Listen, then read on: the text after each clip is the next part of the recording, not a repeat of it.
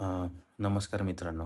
अ, तुम्ही कधी भविष्य बघायला गेले का? म्हणजे आपण आहे ना जनरली जेव्हा काही छोटे-मोठे प्रॉब्लेम्स असतात ना आपल्या आयुष्यामध्ये, तेव्हा मग आपल्याला कोणीतरी रिकमेंड करतं आणि मग आपण एखाद्या व्यक्तीकडे अ, भविष्य बघायला किंवा आपली पत्रिका दाखवायला जातो, की तिथून आपण त्या प्रॉब्लेममधून किंवा आपल्याला पाहिजे ते अचीव्ह करता येईल भविष्यामध्ये. याच्यासाठी आपण त्या व्यक्तीकडे जातो. अ, पहिली गोष्ट म्हणजे माझा काय अशा म्हणजे या शास्त्राला विरोध नाही आहे. म्हणजे हे अंकशास्त्र झालं किंवा ग्रहताऱ्यांचं शास्त्र झालं. याला काय माझा विरोध नाही आहे. पण हे जे शास्त्र शिकवणारे, शास्त्र सांगणारे ज्या व्यक्ती आहेत ना, जे आपल्याकडून पैसे काढतात ना, अशा व्यक्तींना मी खूप विरोध करतो.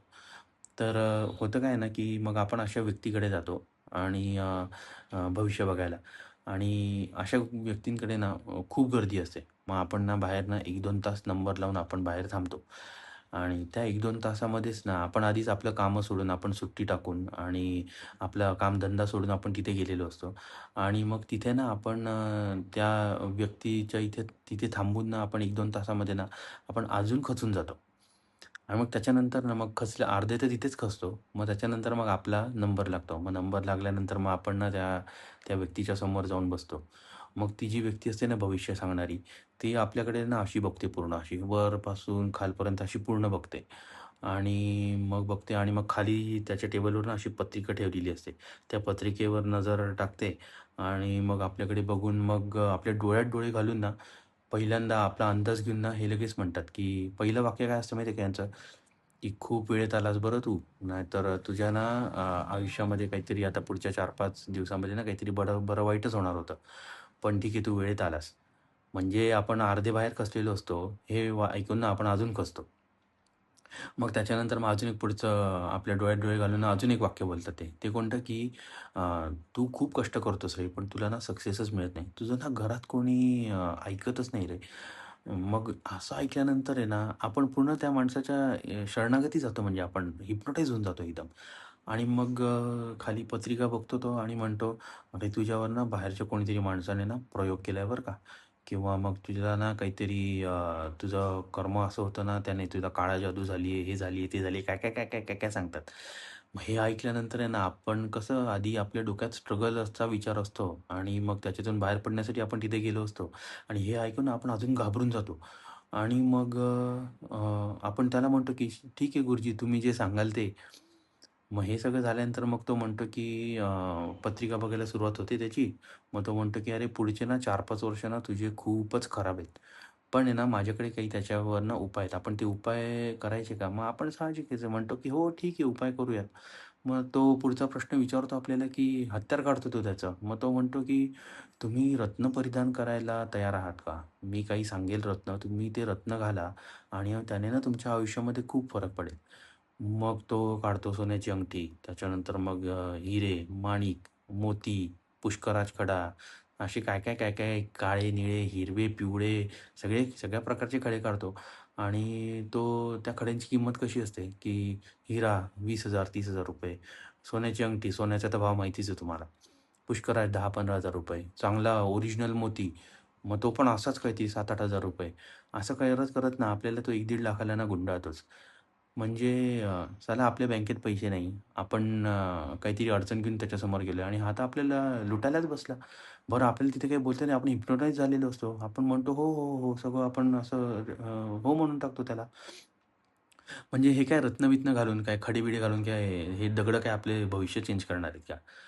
मग त्याच्यानंतर मग आपण हो म्हणतो आणि मग पुढे काय-काय तो भविष्य सांगतो आणि मग तो म्हणतो, की तुम्ही घरात हे करा, ते करा. तुम्ही तुमच्या देवीला जाऊन या. म्हणजे समजा आता मी नाशिकला राहत असेल, तर तो मला म्हणेल, की तुमची तुळजापूरची देवी आहे ना, मग तुम्ही देवीला जाऊन या. तुम्ही खंडोबाला जाऊन या. म्हणजे आधीच माझ्याकडे काही नाही आणि मी 600-700 किलोमीटर माझ्या देवीला जायचं. देवाने काय असं सांगितलंय का? अरे नाशिकला हजार हजार मंदिर आहेत ना देवींचे. मी तिथे जाईल की माझ्या घरी पण देवांचे टाक आहेत ना, मी तिथे नमस्कार करेल की.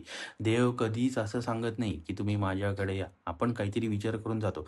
हां, माझ्या अकाउंटला पैसे आहेत, माझ्याकडे सगळं चांगलं आहे, मग मी दर्शनाला जाऊ शकतो. पण असं देव कधी म्हणत नाही. देव तर अरे तुमच्या मनात असतो रे.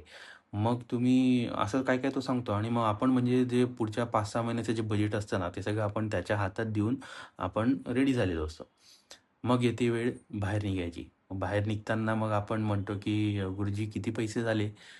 मग ते गुरुजी म्हणतात, की त्यातही 2 प्रकार असतात. पहिले गुरुजींचे प्रकार ना ते म्हणतात, की ते पहिलेच सांगतात, की "माझी ना 5,000 ते 10,000 फी आहे." मग आपण ती फी देतो किंवा आणि त्याच्यानंतर ना दुसरे जे गुरुजींचे प्रकार असतात ना, ते यांचे वरचढ असतात, यांचे बाप. ते म्हणतात, की "मी तर काय पैसे घेत नाही, पण तिथे ना शेजारी तो फोटो ठेवला ना, त्या फोटोसमोर तुम्ही जे ठेवाल ना, ते मला मान्य आहे." असं एकदम भोळा चेहरा करून म्हणतात.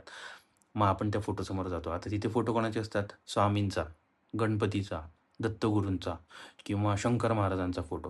म्हणजे असे छान आणि फोटो इतके सुंदर असतात ना, उदबत्ती वगैरे लावलेली असते ना आणि माणसाच्या ना प्रत्येक माणसाच्या मनात ना दया, करुणा हे भाव आपसुकच असतात. तुम्ही मंदिरात गेले ना, की तुमचं ना अनाहत चक्र ओपन होतं आणि तुम्ही ना बाहेर येताना बघा तुम्ही भिकाऱ्याला ₹100-200 असेच देऊन टाकता. खायला देता, काहीतरी देता. त्या फोटोकडे पाहून ना तुम्ही तुमची आवडती देवता असते ना ती की त्यामुळे त्या फोटोकडे बघून ना तुम्ही जर ₹100 देणार असाल, तुम्ही तिथे ₹500-1000 ठेवूनच बाहेर येता. म्हणजे माझ्या बाबतीत असं झालंय. मी गेलो होतो ना एका ठिकाणी, तिथे शंकर महाराजांचा इतका मोठा फोटो होता, छान 5 फुटी फोटो. त्या फोटोकडे पाहून ना मी प्रेमातच पडलो त्याच्या आणि मग मी तिथे ना ₹100 चे मी ₹1000-2000 ठेवून बाहेर आलो आणि बाहेर आल्यानंतर मला कळलं, की अरे, की आपण एवढे पैसे ठेवले. मग ठीक आहे म्हणजे असं होतं म्हणजे. हं. तर ना अरे हे अशा ठिकाणी ना तुम्ही काही जाऊ नका बरं का. म्हणजे उगाचच जाऊन तुम्ही तुमचा वेळ व्यर्थ घालवू नका. तुम्ही पहिले कष्ट करा. कष्ट केल्यानंतर ना 10-10, 20-20 तास तुम्ही काम केलं, कष्ट केलं ना, की मग तुम्हाला फळ मिळणारच. आणि तुमची आवडती जी इष्टदेवता असेल ना, म्हणजे तुम्ही भविष्य सांगणाऱ्याकडे नका जाऊ. भविष्य जो लिहितो ना, म्हणजे तुमचा सद्गुरू किंवा तुमचा देव किंवा तुम्ही समजा इष्टदेवता तुमची म्हणजे माझी इष्टदेवता समजा हनुमंत असेल, तर तुमच्या हातात जो जो तुमचं भविष्य लिहिणार आहे ना, अशा तुमच्या देवतेकडे जाऊन तुम्ही त्याला शरणागती व्हा ना. तुम्ही त्याला म्हणा ना, की "अरे, मी असं करतोय, मला हे दे किंवा मला हे पाहिजे." असं तुम्ही म्हणा ना. तुम्ही अशा लोकांकडे कशाला जाता? तुम्ही म्हणा ना, मारुती मंदिरात जाऊन तुम्ही म्हणा 100 वेळा मारुती स्तोत्र. कसं तुम्हाला सक्सेस येत नाही? म्हणजे सांगायचं तात्पर्य असं आहे ना, की हे भविष्य सांगणं किंवा हे शास्त्र हे खरं आहे बरं का. म्हणजे शास्त्र खोटं नाहीये हे. पण हे शास्त्र सांगणारे जे व्यक्ती आहेत ना, हे ना 99% खोटे असतात. त्यामुळे ना अशा ठिकाणी जाऊन उगाचच पैसा वाया घालवू नका तुम्ही आणि तुमचं काम आणि कामालाच तुमची देवता मानले ना तुम्ही, तर तुम्हाला 100% सक्सेस मिळेल. तुम्हाला काय वाटतं? नक्की सांगा.